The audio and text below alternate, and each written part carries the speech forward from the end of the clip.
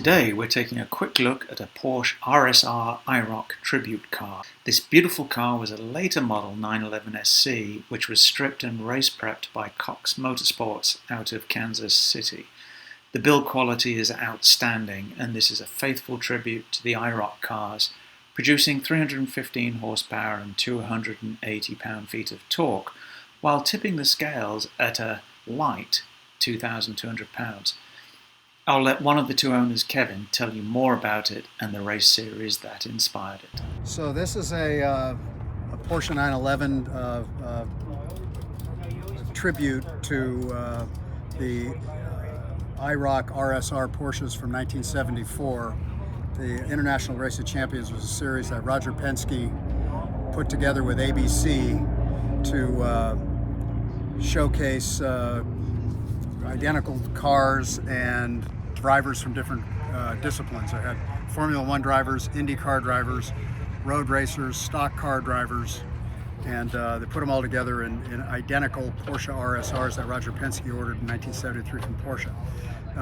The cars were identical except for their bright non-metallic colors, and they had big numbers and big white graphics with the driver's names so you could see them on television.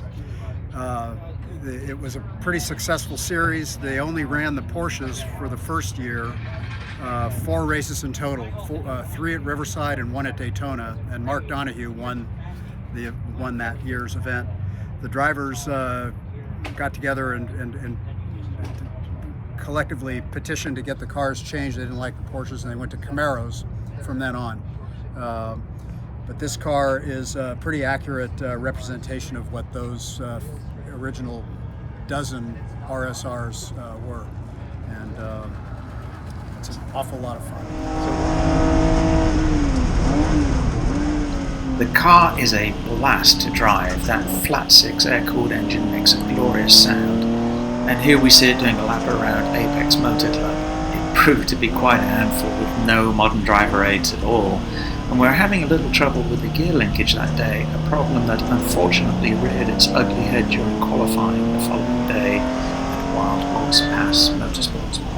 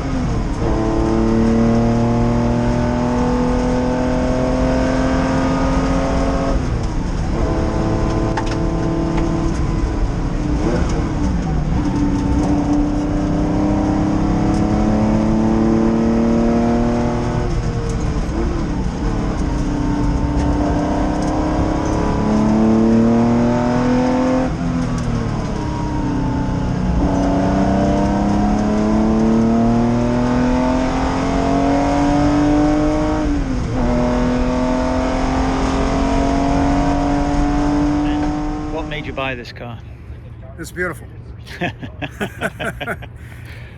I'm learning to drive vintage race cars. It's been around my family for generations, and I just liked the car, the history, the way it looked, and decided it would be fun to learn to race in. My family and friends who are prolific vintage racers have allowed to me that I could have picked an easier car to learn to race in, but I'm having a lot of fun with it. Well, I saw it, and it was one of those impulse purchases, so which we all have from time to time. And you share it with Matt? And I have a partner in it. And we're both learning the car and learning tracks at the same time, having a ball.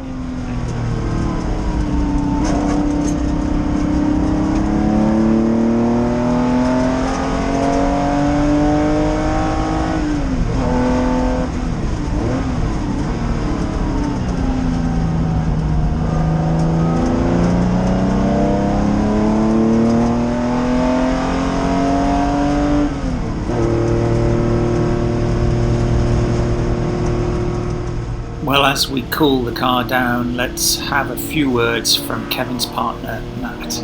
I've always been an air-cooled 911 fan. I owned 3 of them and sold them way too soon and way too early. And when I saw this, Kevin had it at Laguna about a month and a half ago. Luckily, he told me that his partner wanted out and he needed someone to share the car with him. I said, why not? I said, it'd be great to go to Cars and Coffee. And he said, that's not legal. I said, that's okay. And we've had a great time with it. I'm learning how to race. And today's my first race day.